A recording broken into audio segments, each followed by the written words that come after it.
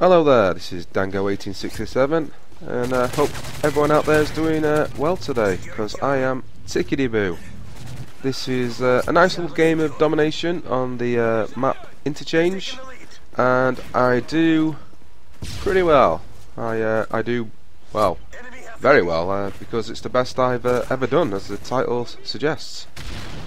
I was playing with Rory Dowie75, and if you've not heard of Rory, he's got a great channel.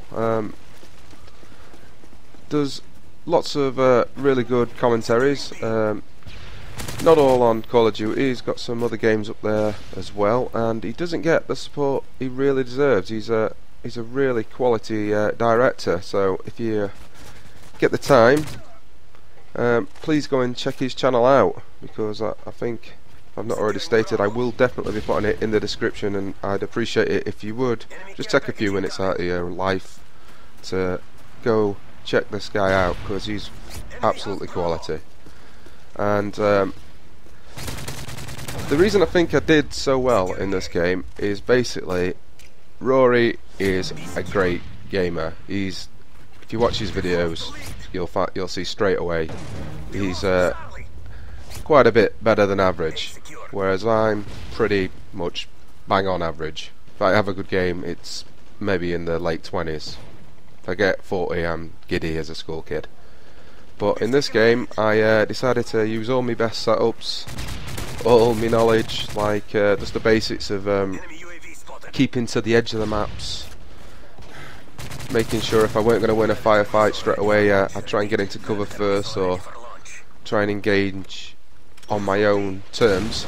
And on the kill streaks, I got a few good ones like that one, and my choppers tended to do a lot of damage too, so it all added up to mean that I had an excellent game.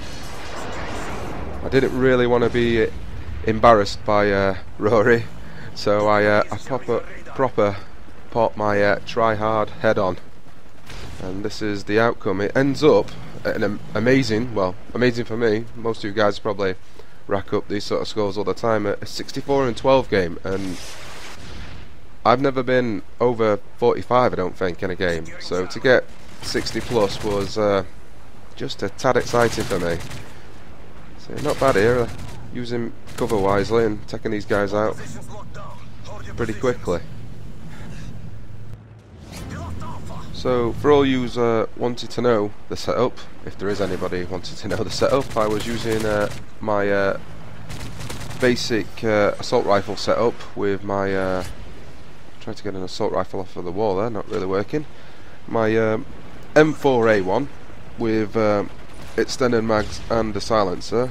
I was using the akimbo scorpions, as you can see here. It's up close, like most of the machine pistols, they tend to beast it. And I was running Blind Eye, Assassin and Stalker. All of those I think are pro now. And to get myself some quick kills, I was just using the 5, 6 and 7 kill streaks, because if you rack up the first one, it's 9 times out of 10 you'll hit that second, which will make that third, and you can just keep running and gunning as you go, so they don't really interrupt much with the way the game's going. I'm definitely behind the M4A1 as my favourite assault rifle by far. I've used them all quite a lot now, and I still don't really see where other guns are better than it. It's relatively low powered compared to some, but makes up the fact it handles like a dream. It has no kick, barely any sway, so you can stick the dual attachments on it.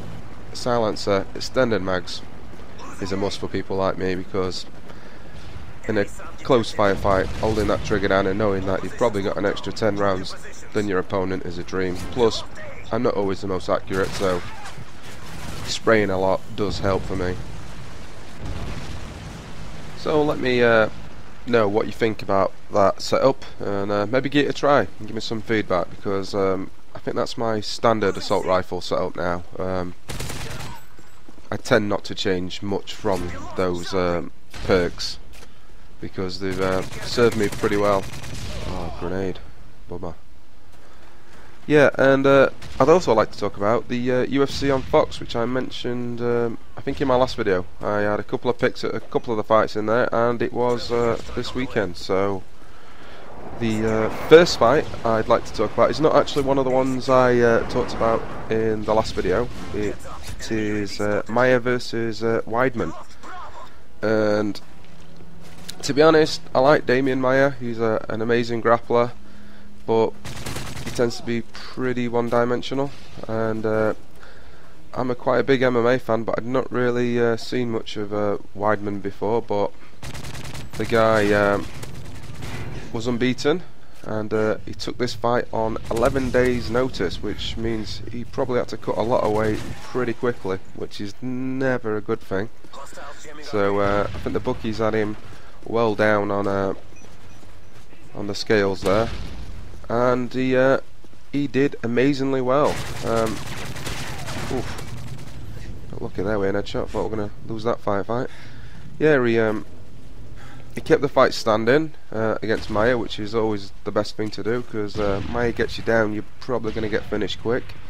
And a few times in the fight, he even took down Maia. So he showed he had no fear of what Maia could do off his back, and he pretty much ground out a solid enough decision. It wasn't the most exciting fight. Maia looked really weary in the third round, and Weidman on 11 days notice was obviously going to be pretty tired. They both exchanging late on, and it looked like they were pretty much mainly arm punches and kicks, because there weren't much behind him. But no, a really good victory for Weidman. 11 days notice against what is possibly one of the best grapplers in the middleweight division, and he pulled it out, so well done to him. The other fight was Bisping versus Sonnen. Now this was probably the fight I was most interested in. Bisping being a fellow Brit, so always got to root for his own. And against Sonnen, it was probably his toughest fight to date. And well, it's a little controversial. The fight itself played out, I suppose, pretty much as I don't know what I was doing there. Proper fail. Pretty much as I thought it would.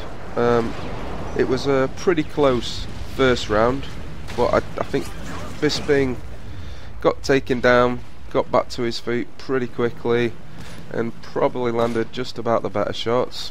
The second round, Bisping took control a bit more, again got taken down, but got back pretty fast. Had Sonnen pinned up against the cage for a lot of the fight, which is pretty much what Sonnen tends to do. And the third round was Bisping's probably worst round, where Sonnen had him flat on his back, then had back control, and Bisping managed to get out late on, but it was always a bit close. And I think an American fight in America, you're always going to need to get that solid TKO, KO or submission, because I think it shouldn't be, but I think MMA is getting a bit like boxing, and we're getting a few dodgy decisions now, and sadly for Bisping and I suppose Great Britain in a way, Sonnen managed to get the unanimous decision, which is what I predicted had happened, but I didn't think it'd be anywhere near as close as it was. There's this fella ain't missed. Yeah, have that, son. So hopefully he'll bounce back and get a win in his next fight.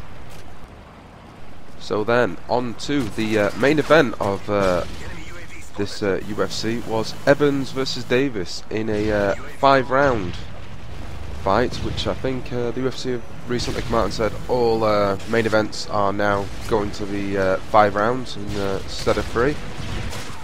Ooh, little camper in corner. I think he has me a couple of times in this, which is pretty poor by me to go try and get that little bit of a rage kill, but there you go. I was having such a good game, I thought I'd be able to catch out the camper. And yeah, the Evans fight, a 5-round fight, but pretty much very one-sided. Evans, using his experience, his skill, dominated standing up.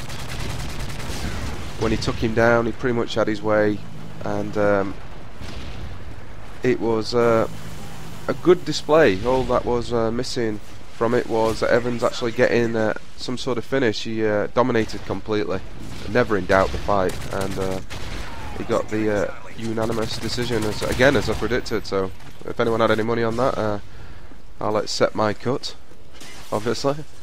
Oh, I wanted to stab that. And I think this game is getting pretty close to the end. So if you've enjoyed it, please rate, comment and subscribe, and I will catch all you guys later.